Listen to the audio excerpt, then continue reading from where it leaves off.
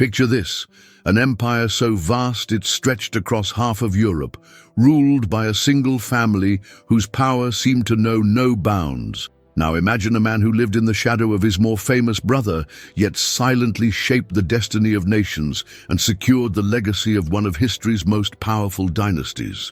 This is the story of Ferdinand I of the Holy Roman Empire. Let me take you back to the 16th century, a time when the Habsburg family was the undisputed royal powerhouse of Europe, while his brother Charles V ruled an empire so massive that people said the sun never sets on its territories. Ferdinand, the younger brother, took control of the Austrian lands and faced challenges that would test his political brilliance and military might. Who was this Ferdinand? How did he consolidate the Habsburg power in Central Europe? And why is his story so crucial to understanding the complex world of the Holy Roman Empire? Imagine being caught between two massive challenges: defending your territories from the advancing Ottoman Turkish armies and managing a religious revolution that was tearing the empire apart. This wasn't a job for the faint-hearted. This was a job for Ferdinand. Born in 1503, Ferdinand wasn't just another royal prince. He was a diplomat, a strategist, and a leader who understood that power isn't just about conquering lands, but about understanding people. While his brother Charles was busy managing a global empire, Ferdinand was laying the groundwork for what would become the Austrian Habsburg dynasty. He navigated treacherous political waters, managed religious conflicts, and defended Europe against one of the most formidable military powers of the time, all while maintaining a delicate balance of diplomacy and strength. Some historians might even call him the unsung hero of the Habsburg legacy. So, if you're a history lover who craves untold stories of power, strategy, and hidden historical heroes, buckle up. We're about to dive deep into the fascinating world of Ferdinand I, the Habsburg brother who changed the course of European history. Are you ready to unravel the mysteries of one of the most powerful royal families in history? Then hit that subscribe button and let's embark on this incredible journey together. Picture a royal family drama more complex than any modern-day soap opera. The year is 1503, and into this world of political intrigue is born Ferdinand, son of Philip the Handsome and Joanna the Mad, a name that already hints at the dramatic destiny awaiting him. While his brother Charles would become the superstar of the Habsburg dynasty, inheriting the Spanish throne and the title of Holy Roman Emperor, Ferdinand was given a different path. He was assigned to govern the Austrian territories, a role that might have seemed like second prize, but would ultimately prove to be a crucial piece in the Habsburgs' grand political chess game. But let me tell you, this wasn't some simple, smooth transition of power. Ferdinand's journey was fraught with challenges that would test even the most skilled politician. Imagine stepping into a region where local nobles viewed you with suspicion, where every move you made was scrutinized, and where the constant threat of Ottoman invasion loomed like a dark cloud on the horizon. Here's a fascinating tidbit that might surprise you. Ferdinand was actually a political innovator ahead of his time. In an era of religious wars and brutal persecution, he became one of the first rulers to adopt a remarkable policy of relative religious tolerance. Can you believe that?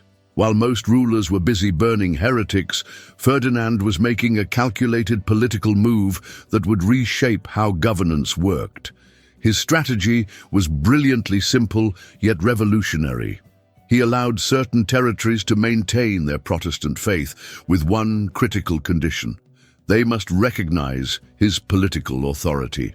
It was a masterstroke of diplomacy, keeping the peace while consolidating his power. Imagine the conversations in royal courts across Europe. A ruler who chose negotiation over bloodshed? Unheard of. The Austrian territories were like a powder keg of potential conflict. Local nobles, always hungry for power, constantly tested Ferdinand's resolve. And then there were the Ottomans, a relentless military force advancing across Europe, threatening to consume everything in their path. Ferdinand wasn't just a governor, He was a strategic defender, standing between European civilization and potential conquest. This wasn't just about ruling a territory. This was about survival. This was about understanding that true power isn't just about military might, but about wisdom, negotiation, and the ability to navigate treacherous political waters. Ferdinand's early years were a masterclass in political survival. He wasn't just living in his brother Charles's shadow. He was carving out his own unique legacy, one diplomatic move at a time. And trust me, the story of how he did it is nothing short of extraordinary. Want to know how a seemingly overlooked royal brother became one of the most important rulers in European history? Stay tuned, because Ferdinand's journey is just getting started. Imagine standing on the walls of Vienna in 1529. The horizon is dark with dust, and the thundering approach of one of the most fearsome military forces in human history, the Ottoman Empire. This wasn't just a battle. This was a moment that would determine the fate of entire civilizations. Ferdinand faced a challenge that would make most rulers tremble.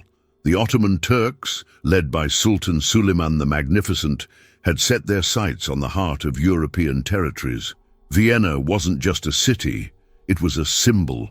The capital of Ferdinand's domains stood as the last line of defense between the Ottoman expansion and the rest of Christian Europe. The siege was brutal and relentless. Imagine thousands of Ottoman soldiers surrounding the city, their cannons echoing with a promise of destruction. The stakes couldn't have been higher. If Vienna fell, the entire European landscape would change forever.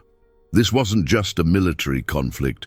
This was a clash of civilizations, of religions, of entirely different worlds. But Ferdinand was no ordinary ruler. While many would have crumbled under such pressure, he did something extraordinary.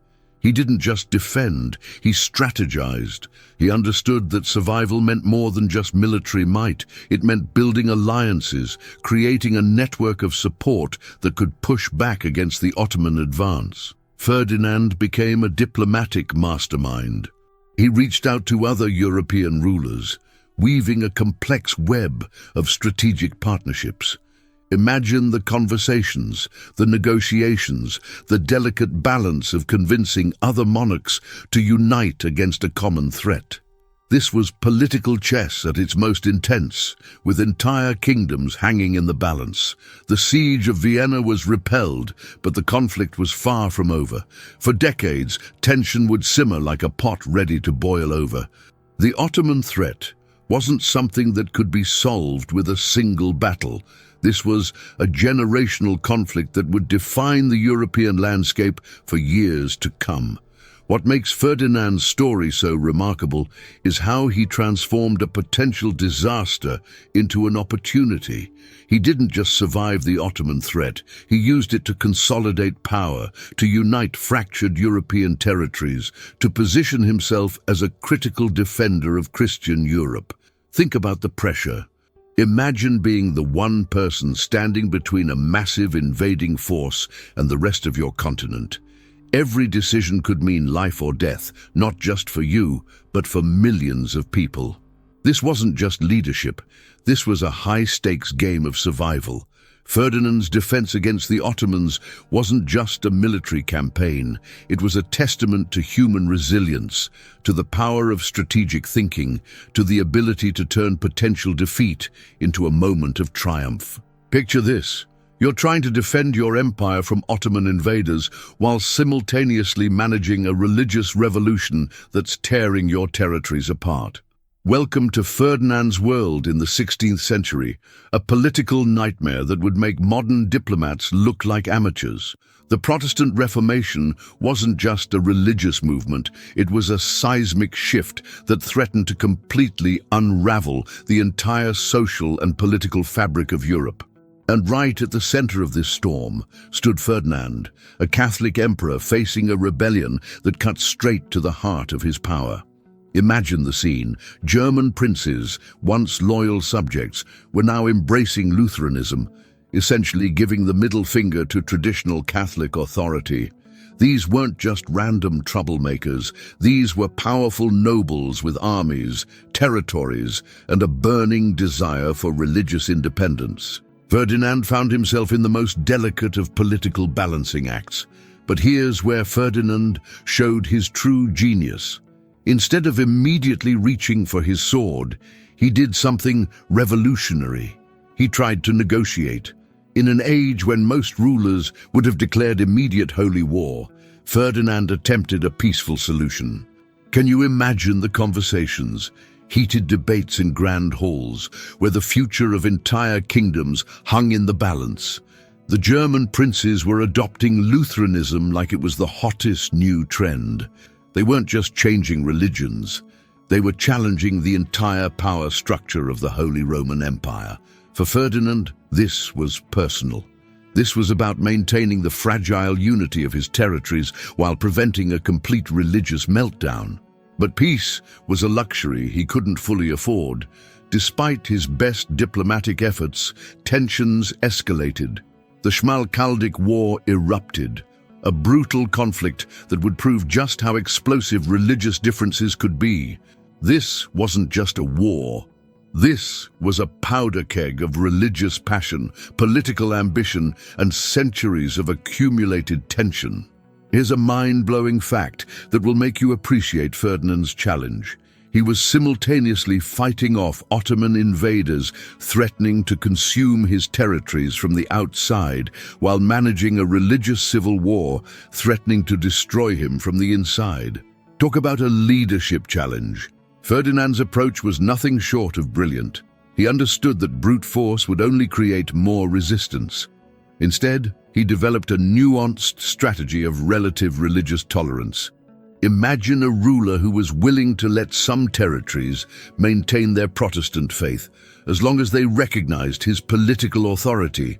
It was political genius, a way of maintaining unity without complete suppression. This wasn't just about religion. This was about survival. This was about understanding that true leadership means finding common ground in the most impossible circumstances. So let me ask you this. Would you have the courage to navigate such a complex political and religious landscape? Would you risk everything to find a peaceful solution when war seems inevitable?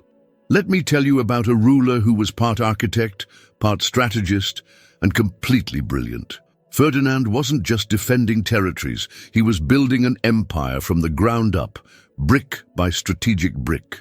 Imagine inheriting a collection of lands that were constantly under threat, fragmented by religious conflicts, and vulnerable to external invasions. Most rulers would have crumbled under such pressure, but not Ferdinand. He saw chaos as an opportunity, and weakness as a chance to rebuild. Administration was his first weapon. While other rulers were busy fighting wars, Ferdinand was reimagining how government could work. He didn't just manage the Austrian territories, he transformed them. Picture a medieval bureaucratic system being completely overhauled, streamlined, with a level of efficiency that was decades ahead of its time. Economic development wasn't just a goal for Ferdinand, it was a passion. He understood something that many of his contemporaries missed. True power isn't just about military might, but about creating sustainable prosperity. He invested in trade routes, supported local industries, and created economic policies that would make modern economists proud. But here's where Ferdinand truly showed his genius. He was playing a long game. Every decision wasn't just about surviving the moment, but about ensuring the Habsburg dynasty's power would continue long after he was gone. This wasn't just ruling. This was legacy building. Diplomacy and military strength weren't opposing forces for Ferdinand, they were two sides of the same coin. He could negotiate with the same intensity that he could prepare for war. Imagine a ruler who could sit at a negotiating table and make his opponents feel like they were winning, while simultaneously ensuring his own strategic objectives were met. The Austrian Habsburg line wasn't just surviving under Ferdinand, it was thriving. He created a system of governance so robust that it would become a model for European administration for generations to come. This wasn't just about controlling territories. This was about creating an institutional framework that could withstand political storms. Think about the pressure. External threats from the Ottomans, internal religious tensions, fragile political alliances, and through all of this, Ferdinand was methodically building something extraordinary. He was transforming a collection of territories into a cohesive, powerful entity. His greatest achievement wasn't winning battles or negotiating treaties. His greatest achievement was creating a system that was bigger than any single ruler. He understood that true power isn't about personal glory, but about creating institutions that can survive and prosper. Picture the scene. It's 1556. The most powerful empire in the world is about to undergo a transformation that would reshape European politics forever. And at the center of this historic moment stands Ferdinand, stepping out of his brother's shadow and into a destiny that would echo through centuries. When Charles V decided to abdicate, he didn't just pass on a title. He passed on a complex, delicate network of territories that could have easily fallen apart in less capable hands. But Ferdinand was no ordinary successor. He was a master strategist who would become the first emperor of the Austrian Habsburg line, a moment that would define European politics for generations to come. This wasn't just a change of leadership. This was a seismic shift in the political landscape of Europe. Ferdinand transformed what could have been a moment of potential weakness into an opportunity for unprecedented power and stability. Imagine inheriting an empire spanning multiple territories, each with its own religious tensions, political ambitions, and potential for conflict. Most rulers would have crumbled. Ferdinand, he thrived. Becoming the Holy Roman Emperor wasn't just a title for Ferdinand, it was a mission. He understood that true power wasn't about conquering territories, but about creating a system of governance that could withstand the most intense political storms. Central Europe was like a complex puzzle, and Ferdinand was the master who knew exactly how to put the pieces together. His legacy wasn't just about ruling, it was about creating a vision of governance that would outlive him by centuries. The Austrian Habsburg line became synonymous with political stability, diplomatic brilliance, and strategic thinking. Every decision Ferdinand made was like placing a cornerstone in a building that would stand for generations. Think about the magnitude of this achievement. In an era of constant religious conflicts, external threats, and political instability, Ferdinand managed to create a system of governance that would become a model for future European rulers. He wasn't just ruling an empire, he was reimagining what an empire could be. The Europe we know today, its borders, its political structures, its understanding of governance, was profoundly shaped by Ferdinand's vision. He took a fragmented collection of territories and transformed them into a cohesive, powerful entity that would become a cornerstone of European history. But here's the most incredible part. Ferdinand did all of this while being consistently underestimated. Living in the shadow of his more famous brother Charles, he proved that true leadership isn't about loud conquests or dramatic victories. It's about strategic thinking, diplomatic brilliance, and the ability to see beyond the immediate moment. Want to know how one man's vision could reshape an entire continent? How strategic thinking could turn a collection of territories into a dynasty that would define European politics for centuries? Ferdinand's story is a testament to the fact that sometimes the most powerful leaders are the ones working quietly behind the scenes. His legacy wasn't just about ruling an empire. It was about creating a vision of governance that would echo through history. History is filled with hidden heroes, those remarkable individuals who shaped the world without ever getting the spotlight. Ferdinand was one of those extraordinary souls. While his brother Charles V became the superstar of the Habsburg dynasty, Ferdinand was quietly doing something far more important. He was building an empire that would change the face of Europe forever. Let that sink in for a moment. In an age of dramatic conquests and explosive conflicts, Ferdinand was playing a much deeper game. He wasn't just defending territories, he was a master strategist who navigated the most treacherous political landscape imaginable. Imagine balancing Ottoman invasions, religious revolutions, and internal power struggles, all while ensuring the survival and prosperity of your entire dynasty. Most rulers would have crumbled under such pressure. Ferdinand, he transformed challenges into opportunities. He defended Central Europe not just with military might, but with unprecedented diplomatic skill. When religious conflicts threatened to tear everything apart, he found ways to negotiate.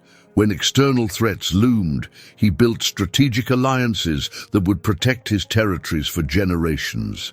His story is a powerful reminder that true leadership isn't about being the loudest voice in the room. It's about vision, strategy, and the ability to see beyond the immediate moment. Ferdinand wasn't just ruling an empire, he was architecting a future. Think about the legacy he created. The Habsburg dynasty didn't just survive because of military power. It thrived because of Ferdinand's extraordinary ability to balance diplomacy, economic development, and strategic thinking. He was playing a generational game when everyone else was focused on immediate victories. So why don't more people know about Ferdinand? Perhaps because the most important work often happens quietly behind the scenes. While his brother Charles was making headlines, Ferdinand was doing the hard work of actually building and maintaining an empire. This is a story that should inspire anyone who has ever been overlooked, who has ever been told they're not good enough, who has ever been forced to live in someone else's shadow. Ferdinand proves that true impact isn't about fame, it's about substance. And now here's where you come in. History isn't just about remembering famous names. It's about understanding the complex, incredible stories that shaped our world. If you've been fascinated by Ferdinand's journey, if you've been inspired by how one person can make such an incredible difference, then do something about it. Share this story. Talk about it with your friends. Dive deeper into the incredible world of historical leadership. Because every time we remember these hidden heroes, we keep their incredible legacy alive. Hit that subscribe button, share this video. Let's bring these incredible stories back into the light. Are you ready to uncover more hidden heroes of history? Stay tuned, because the Modern Age Chronicles is just getting started.